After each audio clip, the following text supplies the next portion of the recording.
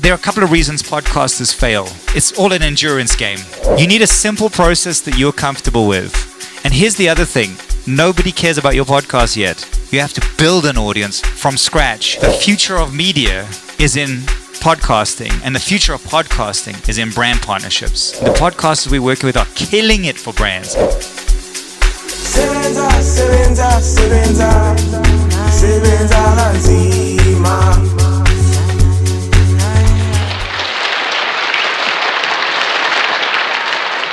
My name is Mamosa. I don't know if I should say I'm a podcaster because I've since done the first episode back 6 months ago. Yeah. So I'm planning on doing the second episode in coming few days. I've been struggling when it comes to preparing, and when I look at other podcasters, maybe your Mpumile Dwaba podcast, Gugunya Nsomba, I can see when they start talking, and even though they solo, I'm not sure if everything they're saying, they've taken time to prepare word verbatim, So I also struggle in terms of preparing. So I just want to ask from you the guidance as to... This is what I was talking about, process. The process has tripped you up already. That's why it's taking you 6 months to get to the second episode, right? You need a simple process that you're comfortable with. And here's the other thing. Nobody cares about your podcast yet. The biggest issue is not starting. And here's the thing is that your first episode is going to get 20. Your second episode is going to get 21. In 3 months, your podcast is going to start to get traction because that's how much it takes to teach the YouTube and the Spotify and algorithm that you're here. The first 3 months, they're going, this is another podcaster. Let's not give them too much attention because they're not going to be around. So that gives you 3 months to try everything. Try a scripted one. Try making up one. Try all of the things so that you find a process that's comfortable for you. At AMPD, we're all about community. We have speed networking sessions. Ask somebody, but your process is going to be different to somebody else's. Don't copy Mpumi's process. Do what's comfortable to you. Try it. Fail. 3 months, fail really hard. The only reason I know any of this stuff is I started in 2009. I have many forms of podcasts that have come and gone. And I work with podcasters all day. If you need help, my podcast is about new podcasters. What do you need? How do you prep? What are your mics? What are your things? What's cheap? What's expensive? What to do? What don't do? I'm not the only one. There's a million things that can help you with that stuff. But you need to knuckle down, find a process that works for you, and start slaying every week and learning on the job until you know the answers to the questions. How can podcasters get acquainted with the African Podcast Network? The intention of APN is to open up commercial opportunities, to be a bridge between brands, but to really empower the creators. Every day I get messages, I've got this cool idea for a podcast, can I speak to you about it? No. And here's the reason. What we're trying to do is make a very healthy environment for brands to spend money in podcasts. So we're very selective of who we work with. You have to already have an audience that is engaged with you, because even if you have the best podcasts in the world, if you've got 300 people, my brand is not interested in that. And so I have a whole other masterclass on growth and building your podcast and understanding analytics, and that's a whole other thing. But once you get into the commercial space, you're in a position, even if small, even like 1,000 regular listens and views is monetizable. Once you're in that space, then I'm interested in starting to have a discussion. But you have to meet some other criteria. Brand safety is a big thing these days. So I can't work with a podcaster who's too edgy because it makes brands feel unsafe. The monetization piece is so important. And in podcasting, there's a few monetization pieces. Subscription model doesn't work. We don't have a culture of subscription in South Africa at all. The Patreon, in other words, donate money to me and I'll do it. Some people do that. Nobody cares. Some people get it right. It's enough to get petrol in your tank. It's not enough to sustain you. Everybody is living on programmatic revenue, YouTube revenue, or the money we bring in through audio, those ads that get served from YouTube, which is peanuts, and ads, ad partnerships, brand partnerships, working with brand. That's where all the money is. That means the future of media is in podcasting, and the future of podcasting is in brand partnerships. So brand fit is everything to us. So we are always looking, we are always signing podcasters. We're looking for brand safe podcasts who have an audience that I know our sales team can do something with it. That brings value to the brand and value to the podcaster. On top of that, if you're a maverick podcaster and you don't give a about the brand, that's also not going to work for us. It's a symbiotic relationship, a healthy relationship between the two. If you can give value to brands, and the podcasters we work with are killing it for brands. It's so affordable to get into podcasting. The ROIs on reach, because we're working with so many podcasters, we get scale too. We are big with reach, big with awareness. We are the full factor. So we're very approachable. We speak to people all the time. But it's not that simple. I would love to just say everyone is welcome, but that's what AMPT is for. AMPT is the hub to come and build your podcast, use the resources. Everything here is free. Get to that point, and when you're at the critical mass point, then we can help you. What's your biggest challenge that you've came across ever since you started this, and what did you do to bounce back? Bro, that's 3 hours. You're standing in it. Let me try and distill that. The biggest pain point in the podcasting space for everyone is growth. There aren't any shortcuts to growth. There is some tech that we're playing with now that's interesting. And I have found that even the tech that helps grow podcasts, there are a couple of reasons podcasters fail. It's all an endurance game, this, right? The first part is process. It's not a sexy answer.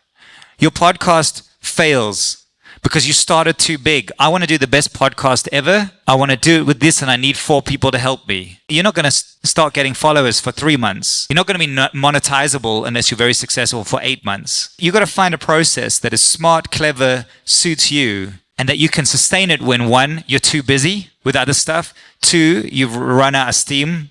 3, it's too hard. And if your process is hard, that's the first thing to go, I cannot be bothered, is the first reason why podcasts fail. 2, it's a snowball. Audiences are fickle. In the old days, you could just be an artist. Now you have to be a businessman as well. Study your analytics. The analytics are there. They're screaming at you.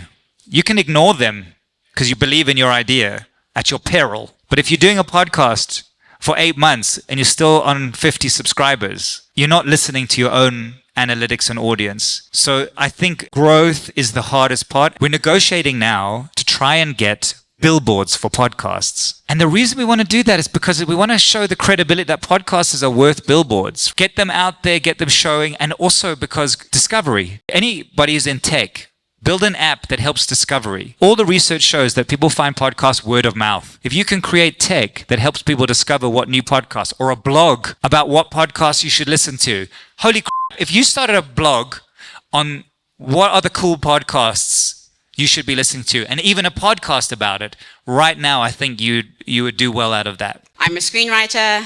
I've done shows for Netflix, multi-choice. I've been screenwriting for 8 or 9 years now. And the pie in the sky idea is to have a network, but only focusing on fiction and non-fiction narrative storytelling. Just hold on. I'm going to tell you something now that's going to make you very happy. Yeah, and I mean, I want to have kids shows, a history show about South African entertainment, which I'm really nerdy and passionate about. Yeah, I just wanted to know what your thoughts are about that. Hallelujah. Okay, this is what's happening. The word podcast is actually losing fashion. It's a show. We're talking about shows. And what you are saying is what is actually happening organically. Those who are struggling with the mainstream media, they are moving to this space.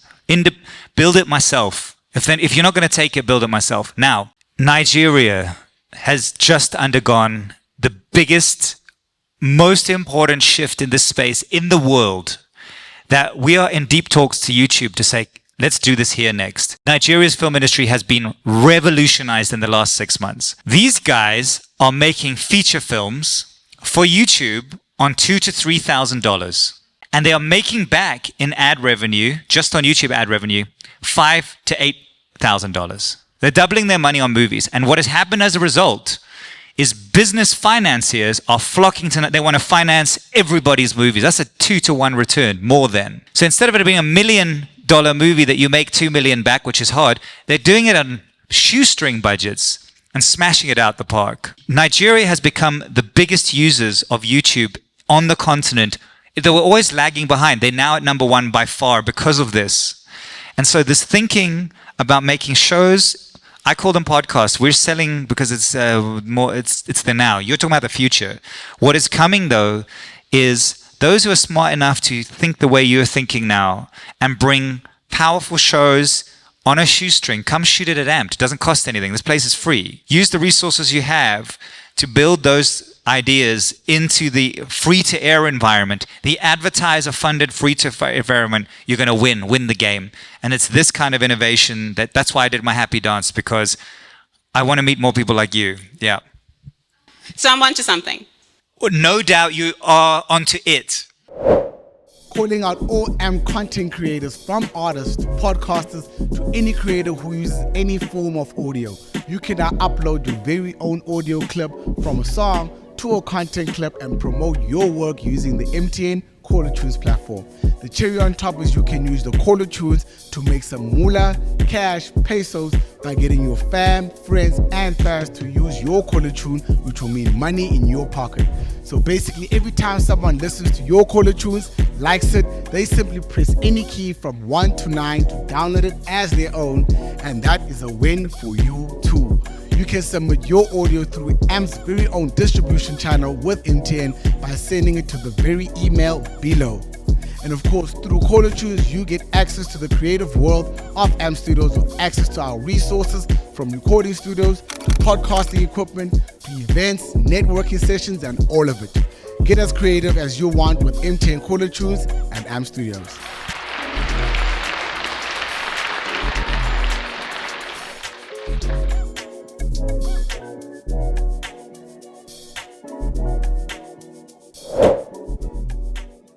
I'm having problem when it comes to editing because I've seen how most people edit their podcasts. So it has been lingering in my mind that I really want to add like TikTok memes onto like my podcast, like YouTube vlogs and stuff like that. So I wanted to know, do you think it would be actually appropriate, or would it take out from the conversation instead of build what I am looking for? Post-production is really important, and there are a lot of things you can do.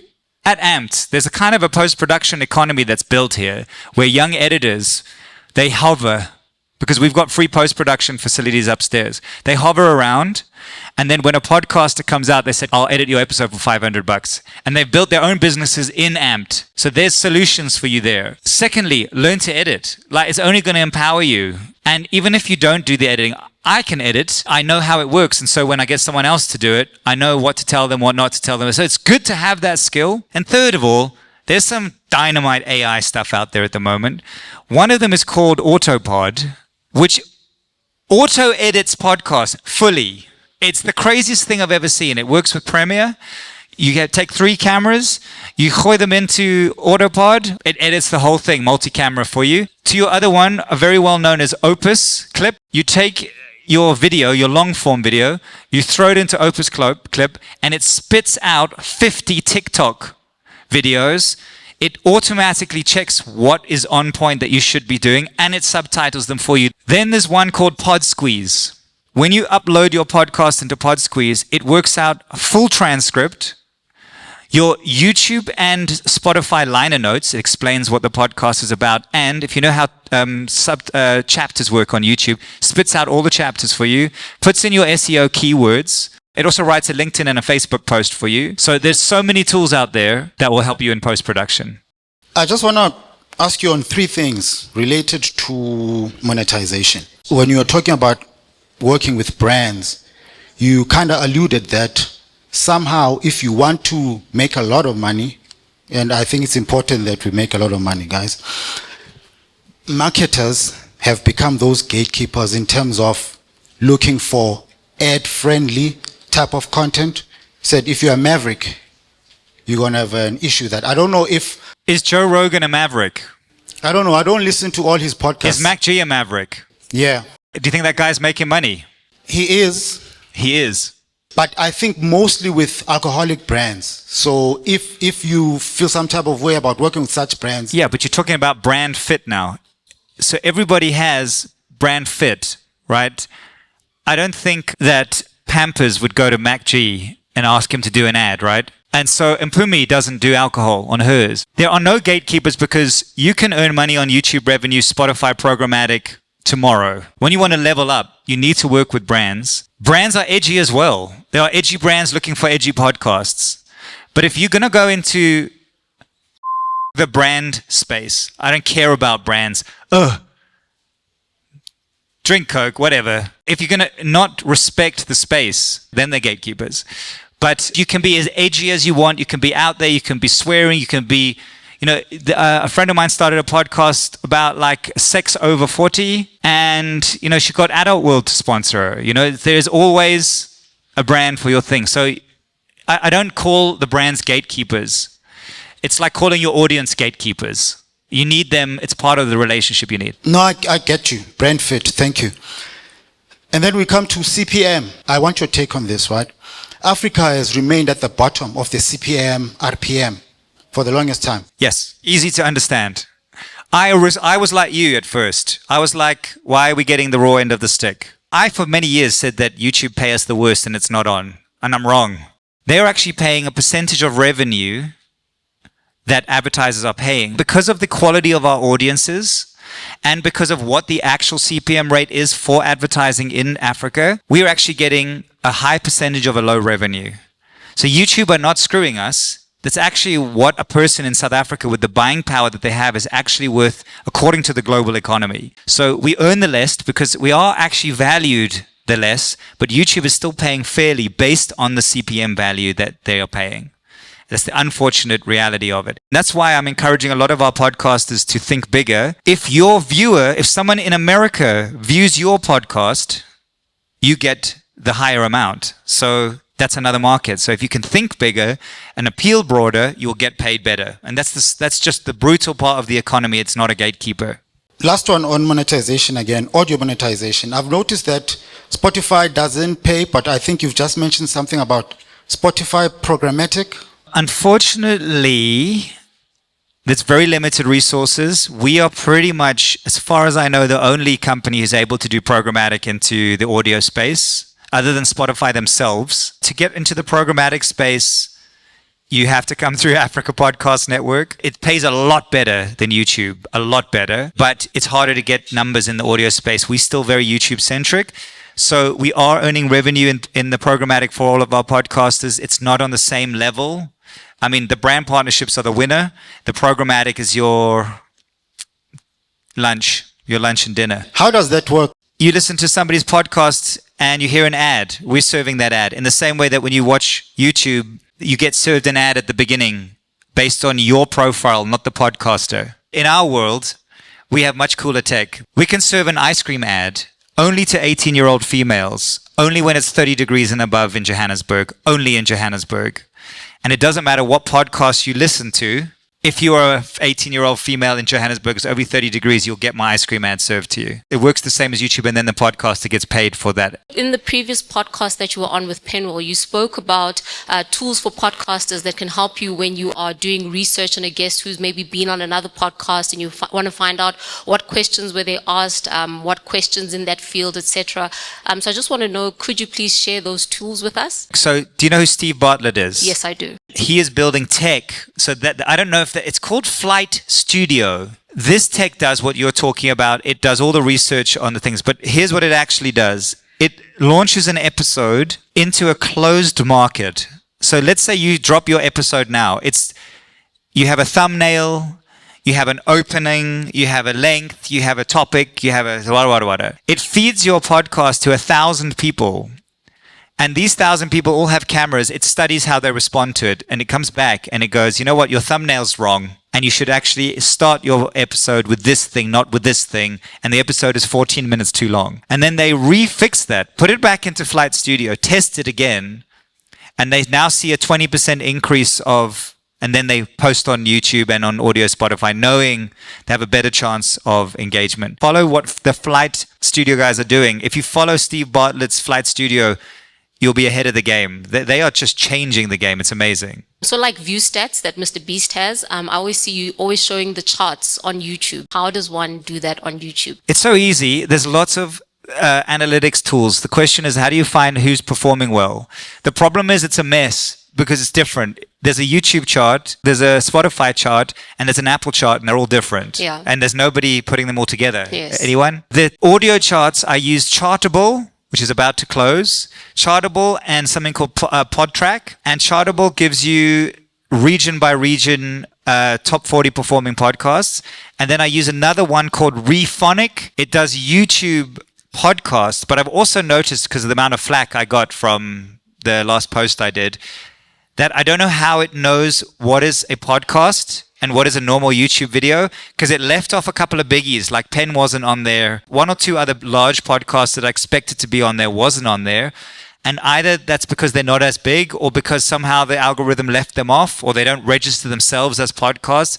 But Rephonic is a very cool tool that I've just discovered, and it's actually becoming a staple. I check in with it daily because it's showing me really the podcasters' trends. I mean, how many of you guys know Engineer Your Life with KG? That's the 4th biggest podcast in the country. I got that from Rephonic.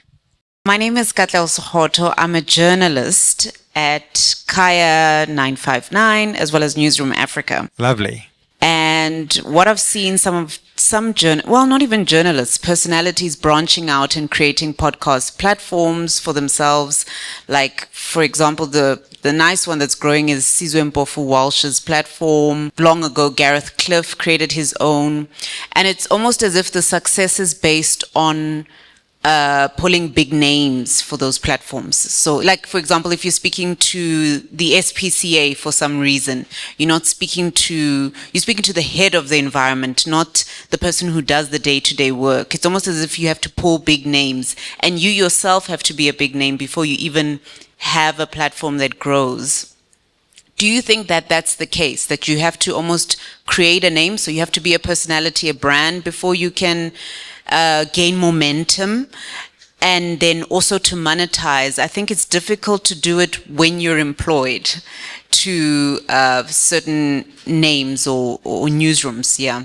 This is a misconception, and I think it's what stops a lot of people getting into this podcasting space. Celebrities are doing badly in the space. Radio DJs struggle. There's a few exceptions. It's a total mindset shift. Why celebrities fail in this space the most is because they think their 1 million+ followers on socials are going to translate into podcasting. And what happens is, it does at the beginning because everyone's excited. So this is what celebrity trajectories look like in podcasting.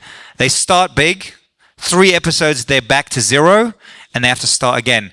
And their egos don't know how to have an audience of 3 and 12, and so they give up. This is a tough space. Authenticity is everything. In the radio space, your job is to hold the airwaves and speak to an audience. In the podcasting space, you have to build an audience from scratch. And there's a lot of competition, and it's a different animal. A lot of radio stations ask me, is podcasting putting... I think they're two different monsters completely. They work together, and there's some crossover. So if you could monitor on Kaya in real time when people were turning off, and adjusting your schedule accordingly, it would totally transform the programming on your station. And that's what is the podcasting space. You start from 0, and in real time, if somebody drops off at 12 seconds, you've lost them. So what have you got to do at 12 seconds to make your show bigger? Next time, I'm going to have a very strong 13th second. Radio DJs struggle to get into that gear. They've got the voice, they've got the following, but this is a different mindset. The global stats say, on a list of the top 10 things people want to hear about, hearing from celebrities is at number 10. Podcast listeners do not want to hear from their celebrities or about their celebrities. As a journalist, I'll be for example, let me use this week. There was a tornado in Randfontein, and several people lost their homes, or there was damage. So I get on the job as a radio reporter. I start to script. I go live. I do all those. I post on social media. So I'm thinking in terms of podcasting, if I had to take that to a podcasting platform, what would that look like? And my immediate thought is that talking heads are boring. So like when you just get there and Panyaza Lisuf is there and you get him and he's talking about what they're going to do, what they should have done 10 years ago. And you said, you touched on it a bit. You said it's not even podcasting anymore. We're creating shows. So do you think in terms of journalism, podcasting, it needs to be multifaceted and not just talking heads? And I actually need to bring in the element of field into the podcast in some creative way to make it more palatable for people to enjoy. Here's the thing. News is big everywhere. Try different formats, because no one is playing in the news space. It boggles my mind. If I had more time, I'd start a news podcast tomorrow, because where is News 24's one? Like, no one is doing it, right? So somebody like Dan Corder just killed the market for it and showed there's a need for it. You could find some AI that does animation and then animate a cartoon news in the morning. There's so many things you could find out, but the way to find out is to do it. And your audience will tell you, this is boring, whatever. Find out what the audience really wants and build a show for that. And if you're really aggressive about it and you get in now, you can own the market. This is a rare time in the world where it's not cluttered yet. It's open, but once it's not open, it's done. And I say this to brands. You should be spending a lot of money in this space, and when everyone's in, it's going to be expensive. And I say the same to you. You should be fighting to get a piece of the pie, the news pie. Fighting for it, because if you get it right, you're going to own it. It's such a cool time. We're going to look back on this and go like, I wish I'd gotten on Bitcoin in the beginning. I'd be rich now. That's now. Sebenza, sebenza, sebenza, sebenza kanzima.